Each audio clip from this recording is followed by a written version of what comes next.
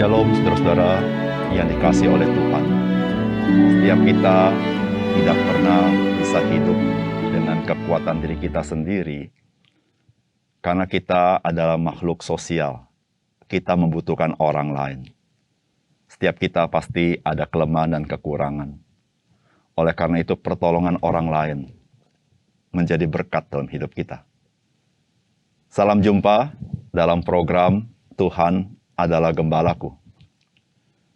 Pernahkah saudara mengalami dalam hidup saudara, saudara dibela oleh orang lain? Saya percaya pengalaman itu adalah pengalaman yang berharga dan sangat menguatkan hati kita. Ketika kita tahu ada orang yang membela kita di dalam kehidupan kita. Apalagi ketika kita merasa tidak berdaya. Kita tidak punya kekuatan. Kita tidak sanggup membela diri. Tetapi ada orang-orang yang membela kita di dalam kelemahan kita. Saudara yang kasih dalam Tuhan, sebagai orang percaya, sesungguhnya kita adalah orang-orang yang berbahagia dan seharusnya dikuatkan. Karena kita mempunyai pembela agung di sorga, yaitu Tuhan Yesus di hadapan Allah Bapa. Dia setiap hari menjadi pembela kita. Di dalam setiap pergumulan hidup kita, dialah yang menjadi pengantara dan menjadi pembela yang esa di sorga.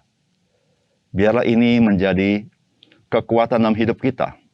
Apapun yang kita hadapi, kita tahu ada Tuhan Yesus yang membela kita di sorga. Mari kita membaca firman Tuhan yang terdapat di dalam Keluaran pasal 28. Engkau harus menyuruh abangmu Harun bersama-sama dengan anak-anaknya datang kepadamu dari tengah-tengah orang Israel untuk memegang jabatan imam bagiku. Harun dan anak-anak Harun, yakni Nadab, Abihu, Eleazar, dan Itamar. Haruslah engkau membuat pakaian kudus bagi Harun, abangmu sebagai perhiasan kemuliaan. Haruslah engkau mengatakan kepada semua orang yang ahli, yang telah kupenuhi dengan roh keahlian, membuat pakaian Harun untuk menguduskan dia, supaya dipegangnya jabatan imam bagiku. Inilah pakaian yang harus dibuat mereka: tutup dada, baju efod, gamis, kemeja yang ada raginya, serban, dan ikat pinggang. Demikianlah mereka harus membuat pakaian kudus bagi Harun, abangmu, dan bagi anak-anaknya, supaya ia memegang jabatan imam bagiku. Untuk itu haruslah mereka mengambil emas, kain ungu tua, dan kain ungu muda, kain kirmisi dan lenan halus. Baju efod itu harus dibuat mereka dari emas, kain ungu tua, dan kain ungu muda, kain kirmizi, dan lenan halus yang dipintal benangnya, buatan seorang ahli. Haruslah ada pada baju efod itu 2 tutup bahu yang disambung kepadanya. Pada kedua ujungnya lah harus baju efod itu disambung. Sabuk pengikat yang ada pada baju efod itu haruslah sama buatannya dan seiras dengan baju efod itu, yakni dari emas, kain ungu tua, kain ungu muda, kain kirmisi, dan lenan halus yang dipintal benangnya. Haruslah kau ambil 2 permata krisopras dan mengukirkan nama para anak Israel pada permata itu. 6 dari nama mereka itu pada permata yang pertama, dan ke-6 nama lagi pada permata yang kedua, menurut urutan kelahirannya. Seperti buatan seorang pengasah permata, diukirkan seperti metrai. Demikian harus kau ukirkan pada kedua permata itu nama para anak Israel. Dililit dengan ikat emas harus kau buat permata itu. Kemudian haruslah kau taruh kedua permata itu pada kedua tutup bahu baju efod sebagai permata peringatan untuk mengingat orang Israel. Maka kehadapan Tuhan haruslah Harun membawa nama mereka di atas kedua tutup bahunya menjadi tanda peringatan. Haruslah kau buat ikat emas dan 2 untai dari emas murni sebagai utas. Haruslah kau buat itu, yang buatannya sebagai tali berjalin, dan haruslah kau pasang untai berjalin itu pada ikat itu. Haruslah engkau membuat tutup dada pernyataan keputusan, buatan seorang ahli. Buatannya sama dengan baju efod. Demikianlah harus engkau membuatnya, yakni dari emas, kain ungu tua, kain ungu muda, kain kirmisi, dan lenan halus yang dipintal benangnya. Haruslah engkau membuatnya. Haruslah itu 4 persegi, lipat 2, sejengkal panjangnya dan sejengkal lebarnya. Haruslah kau tatah itu dengan permata tatahan, 4 jajar permata. Permata yaspis merah, krisolit, malakit, itulah jajar yang pertama. Jajar yang kedua, permata batu darah, lazurit, yaspis hijau. Jajar ketiga, permata ambar, akik, kecubung. Jajar yang keempat, permata pirus, krisopras, dan nefrit. Dengan berikatkan emas, demikianlah permata-permata itu dalam tatahannya. Sesuai dengan nama para anak Israel, permata itu haruslah 12 banyaknya. Dan pada tiap-tiap permata haruslah ada diukirkan seperti meterai nama salah satu suku dari yang ke-12 itu. Juga haruslah kau buat untuk tutup dada itu untai berpilin, yang dibuatannya sebagai tali berjalin dari emas murni. Juga haruslah kau buat untuk tutup dada itu dan 2 gelang emas, dan kedua gelang itu harus kau pasang pada kedua ujung tutup dada. Haruslah kedua untai emas yang berjalin itu kau pasang pada kedua gelang itu, pada ujung tutup dada. Kedua ujung lain dari kedua untai berjalin itu haruslah kau pasang pada kedua ikat emas itu. Demikianlah kau pasang pada tutup bahu baju efod di sebelah depannya. Haruslah engkau membuat 2 gelang emas dan membubuhnya pada kedua ujung tutup dada itu, pada pinggirnya yang sebelah dalam yang dihadapan dengan baju efod. Juga haruslah engkau membuat 2 gelang emas dan memasangnya pada kedua tutup bahu baju efod di sebelah bawah pada bagian depan, dekat ke tempat persambungannya di sebelah atas sabuk baju efod. Kemudian haruslah tutup dada itu dengan gelangnya diikatkan kepada gelang baju efod dengan memakai tali ungu tua, sehingga tetap di atas sabuk baju efod, dan tutup dada itu tidak dapat bergeser dari baju efod. Demikianlah di atas jantungnya harus dibawa Harun nama para anak Israel pada tutup dada pernyataan keputusan itu. Apabila ia masuk ke dalam tempat kudus, supaya ia menjadi tanda peringatan yang tetap di hadapan Tuhan. Dan di dalam tutup dada pernyataan keputusan itu haruslah kau taruh Urim dan Tumim. Haruslah itu di atas jantung Harun apabila ia masuk menghadap Tuhan. Dan Harun harus tetap membawa keputusan bagi orang Israel di atas jantungnya di hadapan Tuhan. Haruslah kau buat gamis baju efod dari kain ungu tua seluruhnya. Lehernya haruslah di tengah-tengahnya. Lehernya itu harus mempunyai pinggir sekelilingnya, buatan tukang tenun seperti leher baju zirah. Haruslah lehernya itu supaya jangan koyak. Pada ujung gamis itu haruslah kau buat buah delima dari kain ungu tua, kain ungu muda, dan kain kirmisi pada sekeliling ujung gamis itu, dan di antaranya berselang-selang giring-giring emas. Sehingga 1 giring-giring emas dan 1 buah delima selalu berselang-seling pada ujung gamis itu. Haruslah gamis itu dipakai Harun apabila ia menyelenggarakan kebaktian, dan bunyinya harus kedengaran apabila ia masuk ke dalam tempat kudus di hadapan Tuhan, dan apabila ia keluar pula, supaya ia jangan mati. Juga haruslah engkau membuat patam dari emas murni, dan pada patam itu kau ukirkanlah. Diukirkan seperti meterai, kudus bagi Tuhan. Haruslah patam itu engkau beri bertali ungu tua, dan haruslah itu dilekatkan pada serban, di sebelah depan serban itu. Patam itu haruslah ada pada dahi Harun, dan Harun harus menanggung akibat kesalahan terhadap segala yang dikuduskan oleh orang Israel, yakni terhadap segala persembahan kudusnya. Maka haruslah patam itu tetap pada dahinya, sehingga Tuhan berkenan akan mereka. Haruslah engkau menenun kemeja dengan ada raginya dari lenan halus, dan membuat serban dari lenan halus, dan haruslah kau buat ikat pinggang dari tenunan yang berwarna-warna. Juga bagi anak-anak Harun, haruslah kau buat kemeja-kemeja, dan haruslah kau buat ikat-ikat pinggang bagi mereka, dan destar-destar haruslah kau buat bagi mereka, untuk menjadi perhiasan kemuliaan. Maka semuanya itu haruslah kau kenakan kepada abangmu Harun bersama-sama dengan anak-anaknya. Kemudian engkau harus mengurapi, mentahbiskan, dan menguduskan mereka, sehingga mereka dapat memegang jabatan imam bagiku. Buatlah celana-celana lenan bagi mereka untuk menutupi daging auratnya. Celana itu haruslah dari pinggang sampai paha panjangnya. Harun dan anak-anaknya harus memakainya apabila mereka masuk ke dalam kemah pertemuan, atau apabila mereka datang ke mezbah untuk menyelenggarakan kebaktian di tempat kudus, supaya mereka jangan membawa kesalahan kepada dirinya, lalu mati. Itulah suatu ketetapan untuk selama-lamanya, baginya dan bagi keturunannya. Saudara yang dikasihi oleh Tuhan, bagian firman Tuhan hari ini berbicara tentang Tuhan memerintahkan Musa mengambil Harun dan anak-anaknya, yaitu Nadab, Abihu, Eleazar, dan Itamar, untuk menjadi imam bagi Tuhan. Untuk kebutuhan itu maka Tuhan memerintahkan dibuatkan pakaian kudus seorang imam.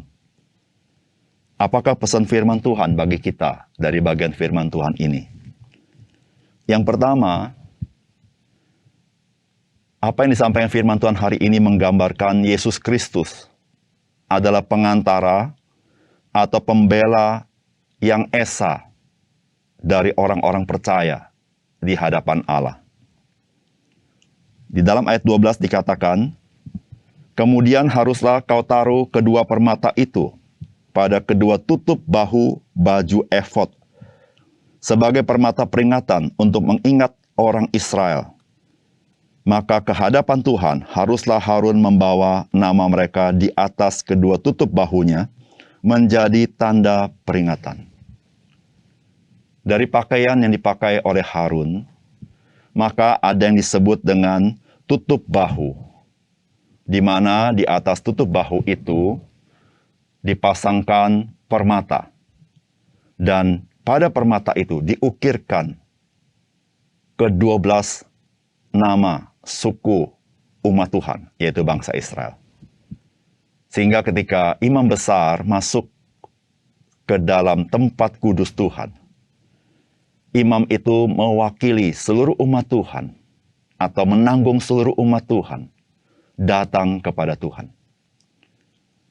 Ini menggambarkan sebuah kenyataan realitas yang sesungguhnya, yaitu Yesus Kristus. Dia datang kepada Tuhan, yaitu datang kepada Allah Bapa, sebagai imam besar yang agung, atau pengantara, atau pembela bagi orang-orang percaya di hadapan Tuhan. Itu yang dikatakan di dalam Ibrani pasal 9 ayat 11. Tetapi Kristus telah datang sebagai imam besar untuk hal-hal yang baik yang akan datang.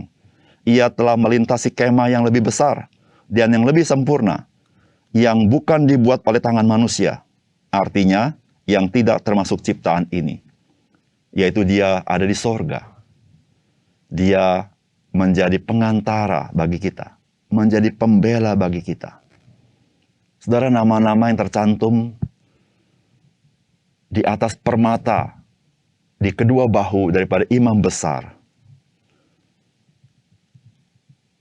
itu menandakan bahwa imam besar itu yang menanggung semuanya itu di hadapan Tuhan. Dan itu menjadi sebuah gambaran yang nyata bahwa setiap kita sebagai orang percaya, kita ditanggung oleh Yesus Kristus di hadapan Bapa, sehingga kita memiliki kepastian keselamatan itu. Di dalam Ibrani pasal 7 ayat 25 dikatakan, karena itu, ia sanggup juga menyelamatkan dengan sempurna semua orang yang oleh dia datang kepada Allah.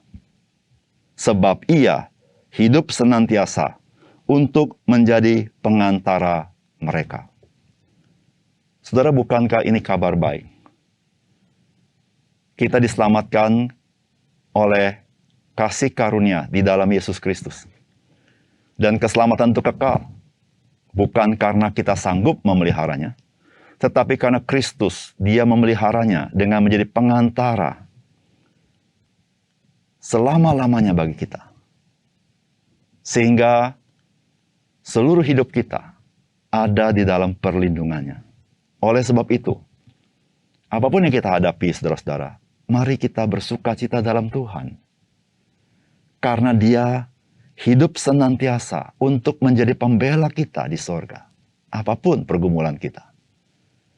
Yang kedua, firman Tuhan hari ini memberikan gambaran tentang Yesus Kristus yang adalah Imam Besar Agung yang dapat turut merasakan kelemahan-kelemahan kita. Di ayat 29 dikatakan, demikianlah di atas jantungnya harus dibawa Harun nama para anak Israel pada tutup dada pernyataan keputusan itu.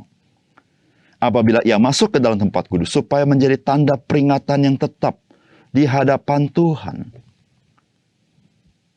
Menarik sekali sudah dikatakan, demikianlah di atas jantungnya harus dibawa Harun nama para anak Israel pada tutup dada pernyataan keputusan itu. Harun ketika mewakili umat Tuhan, dia bukan saja melakukan sebagai tugas. Namun Harun ketika datang ke hadirat Tuhan, dia harus turut merasakan segala kelemahan umat Tuhan. Dia harus menjadi imam besar yang turut berbelas kasihan. Oleh karena itu, Alkitab katakan bahwa di atas jantungnya harus dibawa Harun nama para anak Israel. Di sini Tuhan memesankan kepada Harun supaya dia bukan saja melakukan tugasnya, tetapi dia melakukan dengan hati yang penuh belas kasihan kepada umat Tuhan, yang mengerti pergumulan umat Tuhan. Saudara, ini sebuah gambaran tentang Yesus Kristus. Yesus Kristus adalah imam besar kita yang dapat turut merasakan segala kelemahan kita. Dia berbelas kasihan kepada kita. Dia mengerti segala kelemahan kita. Ibrani pasal 2, 17-18 berkata, itulah sebabnya maka dalam segala hal, ia harus disamakan dengan saudara-saudaranya. Supaya ia menjadi imam besar yang menaruh belas kasihan dan yang setia kepada Allah untuk mendamaikan dosa seluruh bangsa. Sebab oleh karena ia sendiri telah menderita karena pencobaan, maka ia dapat menolong mereka yang dicobai. Yesus Kristus adalah firman yang hidup itu. Dia adalah Allah itu sendiri. Namun dia telah datang menjadi manusia. Turut merasakan segala kelemahan-kelemahan kita. Hanya dia tidak berbuat dosa. Sehingga dia bisa menjadi imam besar yang berbelas kasihan kepada kita sebagai orang berdosa, yang tidak berdaya yang binasa ini, sehingga dia bisa menanggung dosa kita. Oleh karena itu, saudara-saudara yang kasih dalam Tuhan, apapun pergumulan kita, tidak ada perkara yang begitu kecil yang Tuhan Yesus sepelekan, karena dia turut merasakan apa yang saudara alami. Dan tidak ada perkara yang begitu besar yang dia tidak dapat tanggung, karena dia adalah senantiasa menjadi pembela kita di sorga. Oleh karena itu, saudara, biarlah apapun yang kita alami, mari kita menghampiri dia. Dan kita tahu, kita akan mendapat pertolongan pada waktunya. Yang ketiga,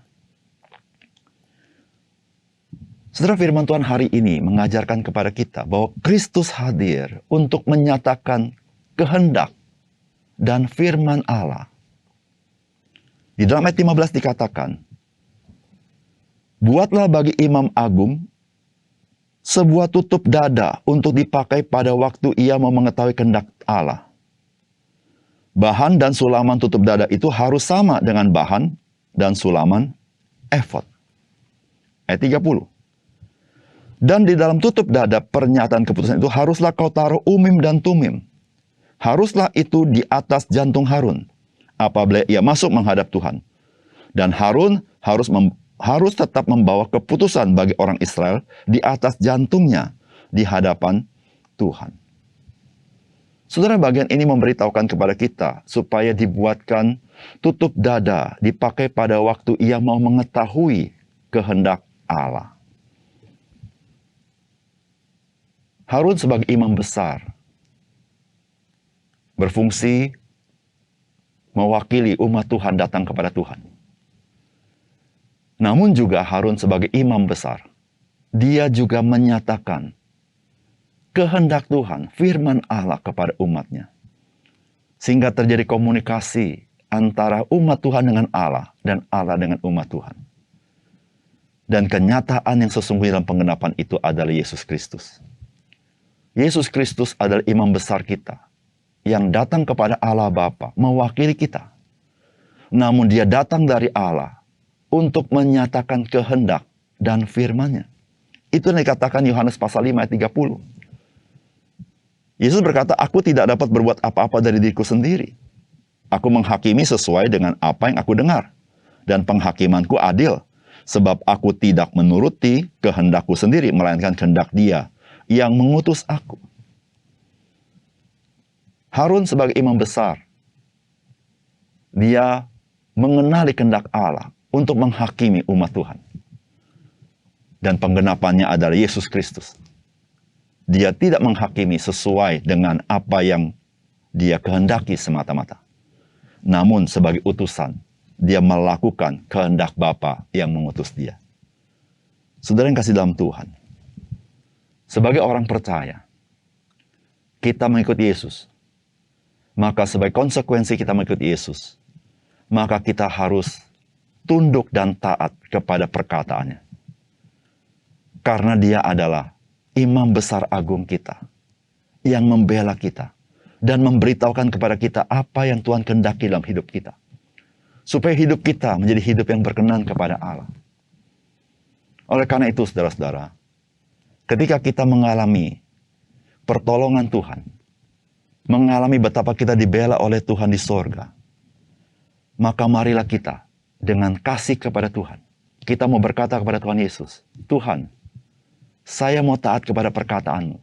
Saya mau taat kepada kehendak-Mu. Karena saya ingin hidup menyenangkan Tuhan. Biarlah kita sebagai orang percaya memiliki semangat yang seperti ini. Sehingga kita boleh menyenangkan hati Tuhan. Mari kita berdoa. Bapa di surga, terima kasih untuk kebenaran firman-Mu. Kami bersyukur bahwa Tuhan Yesus senantiasa menjadi pengantara kami di surga. Menjadi pembela kami. Di tengah-tengah kesulitan, di tengah-tengah kegagalan kami. Tetapi Tuhan, Engkau membela kami. Engkau mengerti kami. Engkau mengasihani kami dalam segala kelemahan, kekurangan kami, kegagalan kami. Tapi tolong kami, ya Tuhan, agar kami mau juga mendengar akan firman Tuhan, akan kehendak Tuhan yang dinyatakan oleh Yesus Kristus. Supaya kami sungguh-sungguh, ya Tuhan, boleh hidup berkenan kepada Tuhan. Kami yang sudah dikasihi, kami mengasihi Engkau dengan segenap hati kami. Terima kasih Tuhan. Dalam nama Tuhan Yesus kami berdoa. Amin.